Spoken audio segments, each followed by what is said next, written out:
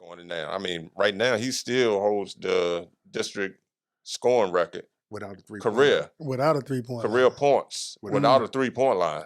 You know, think about that today. Yeah, great. Tim Walker. Tim Walker probably could have been the greatest. Mm-hmm. You know Tim? Nah. Tim Walker probably the most athletic. He could have been another mister. He could have been another mister. He was a mister with a 40-inch vertical. Yeah. That's who Tim Walker was. He could have been was another mister with a 36, 37-inch vertical. My senior year, he was a freshman. He was a freshman. He started. We went to the coach and told Coach Thornhill, like, look, I got a man, youngin over there. He gonna start for us. And we seniors, me, Preston, and G, we went to the coach and told him, look, Tim is ready. Freshman. Rolling with 3 of us seniors, right? We won it. Big Hank. Rest in peace, Melvin. So, probably could have been one of the best basketball players. That era, right after us, could have been better than us, I thought. They had 3 players that were cold. You had Tim Walker, Stephen Grant, and Melvin Johnson. They could have walked right into another state run. Well, if you're gonna go next level, you gotta be dedicated. You gotta be dedicated. You know, you gotta be dedicated. Like I said, we would get up on Saturday mornings on a snow day. It'd be snow. It'd be 2 feet of snow. Somehow we would all make it to the gym.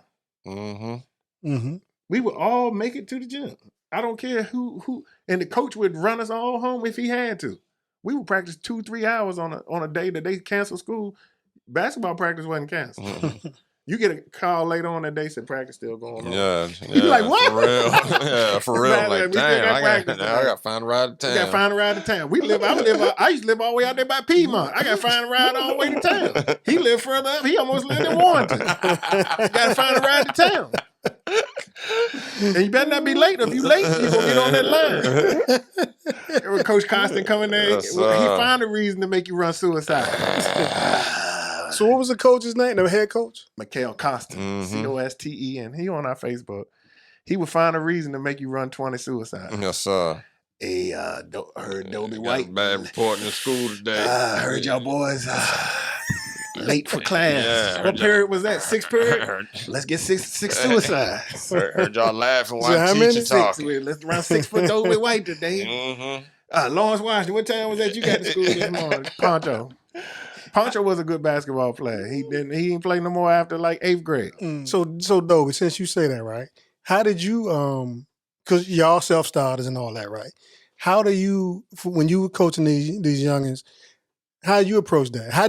What do you tell them to because you're really trying to instill that in them. You know, you kind of say, look, man, I can't go out there and play the game for you. Right. You got to play the game. Right. I'm going to get you in position to play the game. And as a coach, that's what you have to do. You have to get your kids in the best position possible to succeed out there.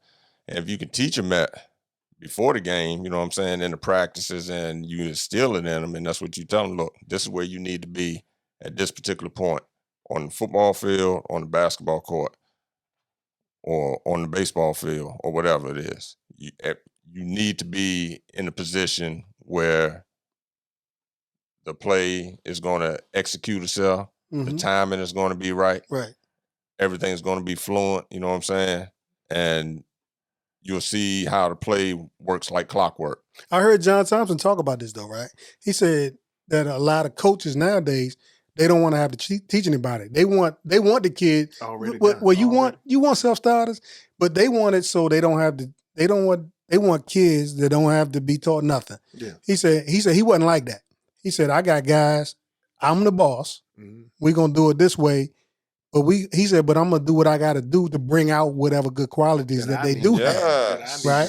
Yeah. You know, it drives me crazy when I hear these coaches always talking about, we're going to change this guy's game up. Sometimes that's not always working. Why did you want him? Why did you want him in the first place? That's like a girl that say, I'm going to change this man, then that ain't the man you want. Right. That ain't the man you want, or that ain't the player you want. If you want a banger on the inside, then don't get a person who shoot 3-pointers and think you're going to turn him into Charles Barkley. So do y'all have, see, I see Alex out there training his son and his daughter. I know Dobie doing the same thing. I just know how he is. I know how Preston is. I know how Dobie. On Saturday, I have no question that Dobie's son gonna show up ready. He gonna be ready. Preston's son gonna show up ready. He's not gonna embarrass me. So look, That's how our family was. My daddy had me ready. His daddy had him ready.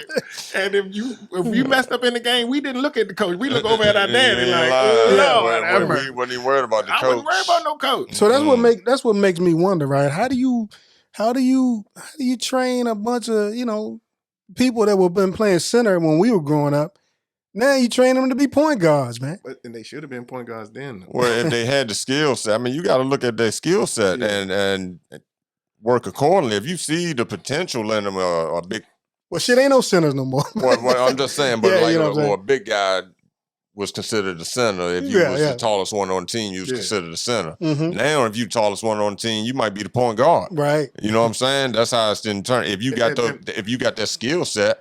And back then it didn't make sense. Now you look at it, you say it do make sense that he's the point guard. He can look over and he's a dribble all. He can get all he's a matchup problem. Yes. He's a matchup problem. Yes, and he can work the floor, space the floor. He can get to spots wherever you want to get to. But like you say, growing up in a small place like we did, you had to play center. If you was 6'2", you was on the block. Yes, sir. You had to play center. You like Akeem Olajuwon at 6'1". You was 6'1". You playing in the block. I was blessed. I was the same height as the center and the forward, and I was blessed that they let me play guard. I shot his. I never went in for a rebound. I didn't even let them start thinking that's what I wanted to do. So Alex, I mean, we're gonna have to wrap here shortly, man. But Alex, as far as sports, you got two little ones. What is your outlook? What is it looking like for the future for you? What is your outlook for these young people as they move into this next generation, sports wise? Sports wise, I feel bad for them. Like, what you mean? Like, it's like the work ethic is gone. The parents have ruined it. You think it's the parents? It's the parents who want their kids to be in the NBA tomorrow. The parents that want their kids to be. Your parent wasn't shit. And then all of a sudden he think his son getting ready to be right. Right. Now, like I look around, I see jokers that didn't even play Little League when I played. Now they coaching. Right. What you coaching? What are you coaching? What lessons are you passing down that you ever learned? It's nothing. Yeah. There's a science to this stuff, man. It's a science. You can be a great driveway player, but an organized basketball player is something totally different. Totally different. It is totally different. Mm-hmm. Like Dobie know if we playing baseball, something as small as if I'm playing defense on the baseline, put my foot on the damn line. Mm-hmm. You can't go past me. Okay. If you go past me, you going outside. Something that small that we put down and we dotted every I, crossed every T in the game. Fundamentals. Exactly. I put my foot on the line. Only way you get past me is going out of bounds. I think a misnomer is nowadays when you see Sports Center and you see real super athletic players, I guess it's people assuming that these guys are not fundamentally sound. They assume that. They assume that. But they in the NBA for a reason. These jokers are smart. That's like looking at rappers. Like people assume that a person like Lil Wayne is an idiot. Well, you a comedian. That runs $1 million industry. You a comedian, and these people think that they can just go out there. They tell jokes at their mama's house. They think they can go on the stage. It's totally different. It's totally. I always laugh when people say, "Oh man, I got a cousin that's funny." I said, "Well, tell him meet me up there today." And Alex gotta look. If you're a comedian, Alex gotta put you on the stage. I'll put you up there. And I sit back there and laugh at you. Like, that's what I like to do is laugh. Somewhere or overseas somewhere where they got the headsets on and playing that game. When we was outside until dark, you know what I'm saying? Come look for us. Right, they had to come look for us before we came in the house, and we've been out there all day, playing something. They used to have these little rims over at Sycamore Park Elementary. The rim about 6 foot tall. I remember when we were like 6 or 7 years old. No parents. Break your damn wrists on the joint. People would come from miles around. We would all meet. I would dunk so hard every day till my whole wrist was raw. Practicing different dunks and backwards dunks. And on a Saturday, it'd be 30 degrees. All of us winter coats put to the side. Your mom drive by the court. Put that goddamn coat back on, or you gonna go home. You could and would walk home. Nobody would give us a ride to the court. I don't remember like having to get permission to go over to the basketball court. Like now, these kids now they won't even leave the basement. Yeah, that's right. I gotta make my son go outside. We all making it too easy, man. You know, my kids, they were baseball players, and we as a family, we used to go to the batting cage together, or just me and my two sons, and we would go to the baseball field. Like nowadays, you can go right across the street to the baseball field, man. Nobody bother you. Manicured baseball field, and there's nobody out there. You go to the basketball court. I ride by the courts and don't see nobody. It's just me and my kids, and I'm like, man, if we had this, man, we would have been like Major League Baseball players. I ride by and see nobody at the basketball courts. Only place I've lived that's not like that. Like when I lived in Hampton, Hampton, the basketball courts is still packed. Yeah, some towns are like that. Like Charlottesville, they have the summer league basketball. They have a street ball, a heavy street ball. Yeah, I love that. We played in all them Charlottesville tournaments when we were young. Every Sunday we used to go up to Albemarle High School. Going to it used to be, because we did a couple of shows out there. We didn't DJ, but we ran sound for a couple of go-go's out there on Sunday when they have like at Tonsler Park in Charlottesville when they would have like street ball games. Man, it was heavy. It was real intense. It felt like being in high school again. Yeah. And there's some great basketball play. Man. But anyway, on a happy note, but at the same time, man, I hear y'all. On a more positive note, man, I do know that I'm the reason. Look, for one, y'all my friends, and I know you a long time too. And three, as although we feel the way we feel about the way the youth are kind of the trajectory of the youth, it's still hope though, man, because y'all got some great athletes over there where y'all from, man, and somebody's gonna push through, I believe. We have, I say, it's the trajectory of like the masses are onto the computers, but there has been a few that are exceeding what we've done. Yeah. There's a few that understand the process, like my little cousin Cohen, playing football for UVA. You got Preston's son that just got an offer from Syracuse. You got, what was the other kid named Ananias that went and played for Radford. You got little Devin that's playing D3. You got what's his name? Day Jordan. You can't talk about Culpeper basketball without talking about Day Jordan Brown playing at Liberty. Is it Liberty or Lynchburg? One of those. Yeah. One of them Jerry Falwell. Liberty is Jerry. One of them Jerry Falwell. Liberty is Jerry. Liberty is Jerry Falwell. He be back up this motherfucker with tiki torch and shit in a couple months. In a cult down that motherfucker drinking Kool-Aid. But he was a great player. But I mean, we got some people that are doing some stuff. Like, who else? Do we have anybody else that's playing college ball right now?